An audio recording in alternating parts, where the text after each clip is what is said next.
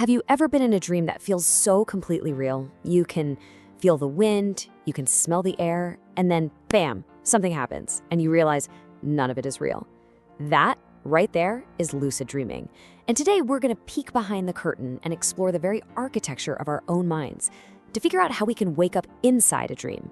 I mean, this quote just nails it, right? Think about it. You are totally asleep. Your body is out for the count, completely disconnected. And yet, somehow, a little part of your mind just wakes up. It recognizes the whole thing is a story it's telling itself. It's this incredible moment of clarity in a place you're supposed to have none. So yeah, that's the big question, isn't it? How on earth is this even possible? How can these two states that feel like total opposites, deep sleep and conscious awareness, coexist in your brain at the exact same moment? Well, let's dive in and find out. You know, the experience itself is just surreal. 1 second, you're in a dream and everything feels normal, even if it's a little weird, but then something impossible happens. Maybe a hallway just starts to bend on itself, or you look at a clock and the numbers are just a jumble of nonsense. That's when you feel it, that little click in your head. And that's the absolute key right there. It's not just that something weird happened, it's that your mind noticed. It turned its attention inward and recognized itself. You might look down at your hands and see 6 fingers, and instead of just going with it, a part of your brain goes, wait a minute, that's not right. That little spark of self-recognition is what kicks the whole thing off. Now, to really get how this works, we gotta throw out a huge misconception about sleep. A lot of us kind of think of sleep as our brain just shutting down for maintenance, powering off for the night. But that could not be further from the truth. The reality is, your brain at night is an absolute hive of activity. It's buzzing, it's processing, it's sorting, and there's one particular stage of sleep that's basically the perfect movie theater for our dreams. And that's REM sleep, rapid eye movement. During REM, your brain is in full-on storyteller mode. Your memory centers, your visual cortex, all your emotional hubs, they are firing like crazy, taking bits and pieces of your day, your memories, your anxieties, and weaving them into these wild, nonsensical movies we call dreams. Okay, so if the brain is already going a mile a minute during REM sleep, what's the difference? What separates a dream where you're just along for the ride from a lucid one where you suddenly realize what's happening? What's the secret ingredient?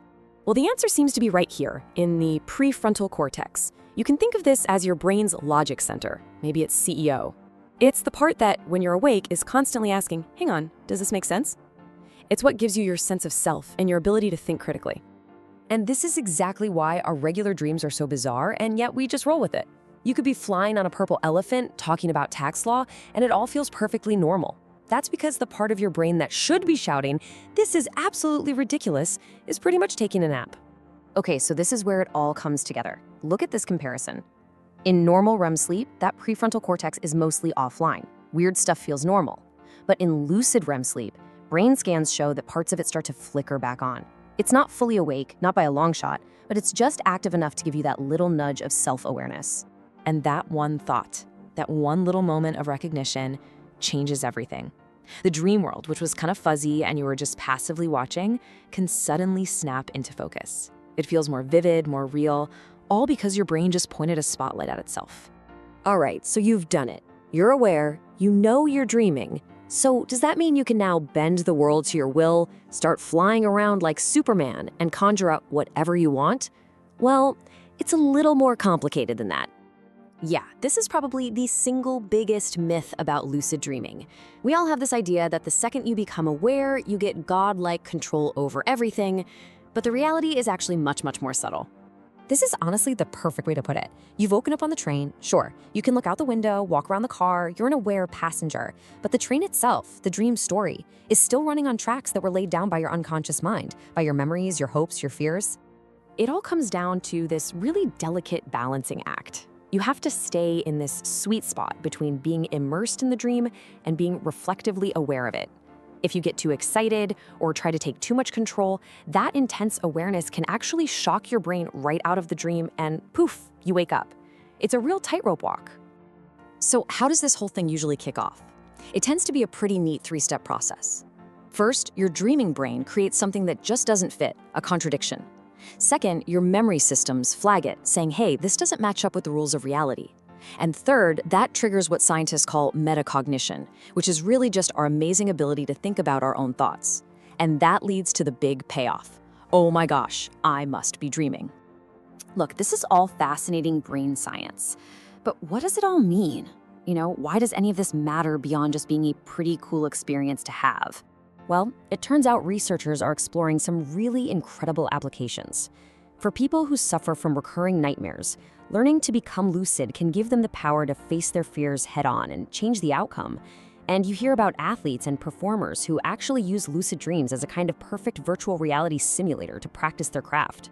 But on an even deeper level, lucid dreaming kind of shatters this old idea that consciousness is just an on or off switch. You're either awake or you're asleep. This shows us there's this amazing third state, this hybrid state, proving that our brains can be deeply aware even when they're totally cut off from the physical world. Ultimately, what a lucid dream gives you is a front row seat to see how your own reality is constructed. With absolutely no input from your eyes or ears, your brain builds an entire world from scratch using the raw materials of your memories, your emotions, and your expectations. You're literally watching the architect at work. And that kind of leaves us with this final, really mind-bending question. If our brain is this powerful simulation machine that can create a reality so convincing we totally fall for it night after night, well, what does that say about the waking world we think is so solid and real?